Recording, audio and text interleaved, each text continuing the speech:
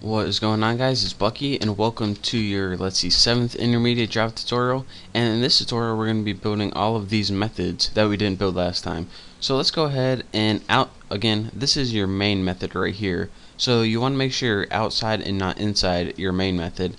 And when you're outside, to add a little comment, print me method. I just like to add a little comment at the beginning of each of my methods, so then when I'm building a huge class with a bunch of methods, I can, find them easier.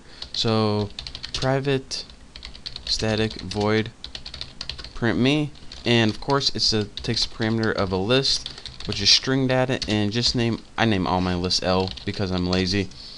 And now let's scroll down and let's actually get to building the method. So let's go ahead and make an enhanced for loop, and of course it's going to loop through the string b, and let me go ahead and type this and I'll explain it. L. So what this is doing is an enhanced for loop that's going to loop through the array of a list. Actually, it's going to loop through a list, and it's going to treat each element in that list as b temporarily. There we go. So now what do we want to do to b? Just go ahead and print out. So system out printf, and for argument 1, let's just go ahead and print that element, which is %s, and for the argument just go ahead and write b. So what this is going to do is it's going to pass it in each item of the list and just print that string and a space after it. Nothing new. And then once you're done doing that whole thing, just do system out print line, just so we can keep everything titled up, and it doesn't look like, if you don't have this, every time you use this method it's going to look like it's on one big line. This, every time you use it, it's going to go to the next line. Easy enough. And don't forget your semicolon right there. So now we have a basic print method, just pretty much to go through the list and print it out. So now we can go ahead and build our other method, remove stuff. So let's go ahead, remove stuff method, right like that.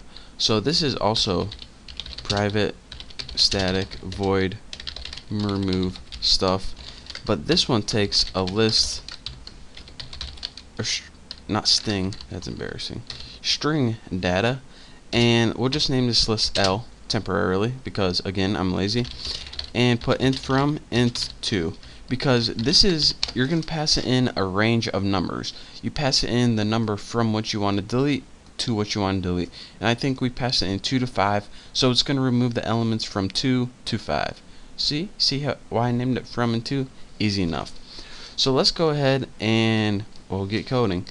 So this is an easy one. It's only one line. What we want to do is take that list that we passed it in, and we want to get a sublist off it. And sublist is a built-in method from Java. It's actually from the util. So from into. And what this is going to do is it's going to return a portion of the list. It's going to return the portion 2 to 5 in this case. Now what do we want to do that portion? We want to clear it right here. And this is also a built-in method. So sublist and clear are built-in methods that you can use with LinkedList. And again, what it's going to do, you're going to give it a list. You're going to take a portion of that list and you're going to delete it. So easy enough. That's how you remove stuff. So we got one more error right here. It's reverse me, and it says, alright, create method reverse me. Alright, you talked me into it. Easily influenced, I will. So let's put reverse me and put private static void reverse me. Good enough. And now again we passed in a list up here, so we got to pass it in a list down here. List string, just gonna name L because I'm lazy. Again, can't stress that enough. And what we're gonna be using to reverse is a list iterator, kind of like the last one. So list iterator, and of course you gotta cast what type of data you're gonna be passing in, like always. And you can name your list iterator anything you want. I'm gonna name mine Bobby because he seems like he would be a good list iterator for me. So now you got to write what you want to iterate through. You want to iterate through that list you just passed in, which is L, and list iterator. And what you need to pass in here is a starting point of pretty much what you want to iterate through. Now we want to start at the very end and then print that out first, because this list is in reverse order. If we started at the beginning and printed out everything, then that would just be in normal order.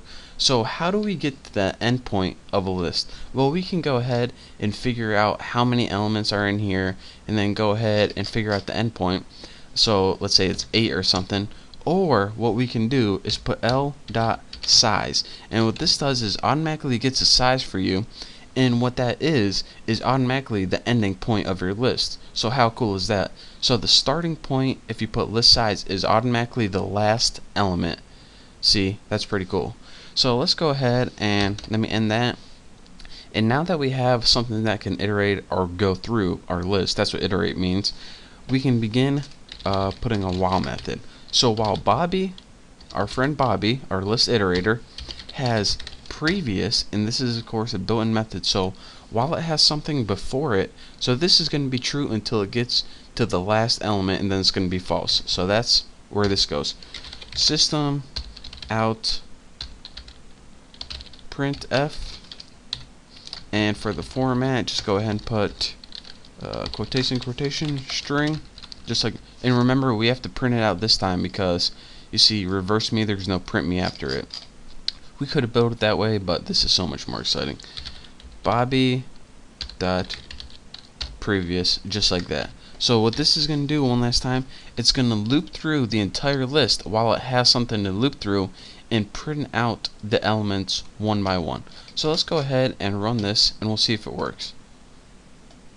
So right here we got, here is our original list when we combine the two. Apple, noobs, ponage, bacon, goats, and that's our first one, and as you can see it added the second one to it. Sausage, bacon, goats, Harry Potter. So now we have this one huge list. After this we ran the method, let's see what we ran. Remove stuff 2 to 5. So it took the elements from 2 to 4 and removed it. So you see apple, noobs, and then ponage, bacon, goats, and sausage is the lead-in. And let's see, no, ponage, bacon, goats, and then you have sausage, bacon, goats, and Harry Potter left. So now here's our new and enhanced list with elements removed in it. So lastly, what we did is we took this list, which was our new list 1, and reversed it in right here with the reverse me method. So what this did is take this list and put Harry Potter, goats, bacon, sausage, noobs, apples. So that through the reverse me method we were able to reverse the elements. And that is pretty much the power of linked list and what you can do with it. Again, some different methods than the basic list or collection interface. So that's it for this tutorial. Thank you guys for watching. Don't forget to subscribe to my channel, and I'll see you next tutorial.